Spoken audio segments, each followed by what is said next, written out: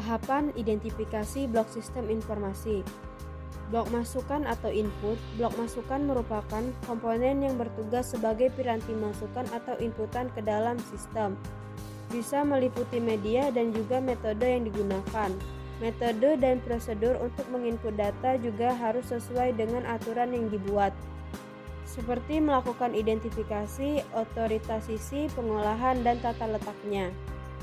Blok proses merupakan kombinasi prosedur, logika, dan model matematika yang akan memanipulasi data input maupun data yang tersimpan di dalam database dengan cara tertentu untuk menghasilkan keluaran yang sesuai dengan tujuan sistem informasi tersebut.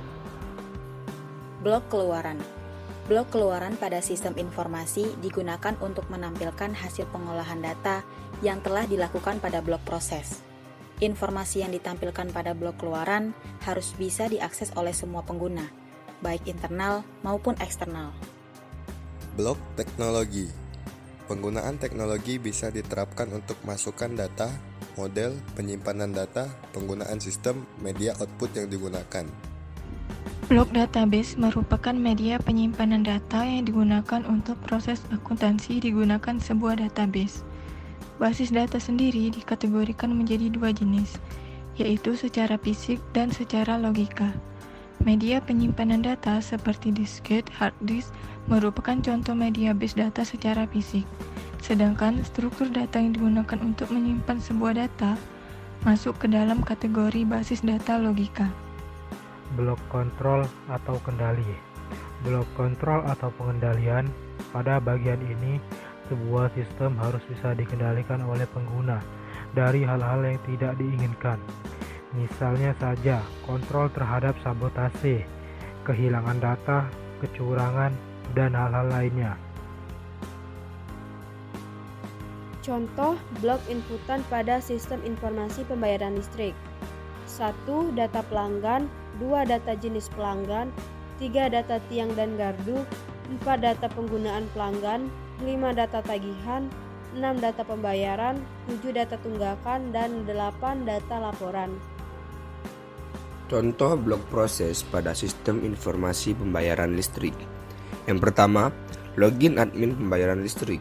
Yang kedua, penginputan data pelanggan. Yang ketiga, jenis pelanggan pengguna listrik, contoh rumah atau pabrik.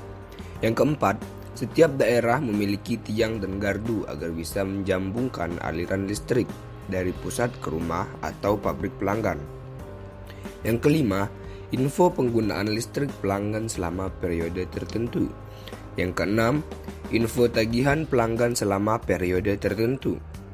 Yang ketujuh, transaksi pembayaran berupa jumlah beban yang harus dibayar oleh pelanggan. Dan yang terakhir, jumlah beban yang harus dibayar pelanggan biasanya disertai denda karena pelanggan tidak melakukan pembayaran dengan tepat waktu. Contoh blok keluaran pada sistem informasi pembayaran listrik yaitu profil pelanggan, profil jenis pelanggan, informasi penggunaan pelanggan selama periode tertentu, informasi tagihan berupa jumlah beban listrik yang harus dibayar, informasi mengenai tunggakan atau beban yang sudah melewati batas tempo tetapi belum dibayar, dan yang terakhir, laporan transaksi pembayaran. Contoh blok teknologi sistem informasi pembayaran listrik. 1. Admin. 2. PLN mobile. 3. Komputer. 4. Handphone. 5. Laptop. Dan 6. Printer struk. Contoh blok kendali sistem informasi pembayaran listrik. 1.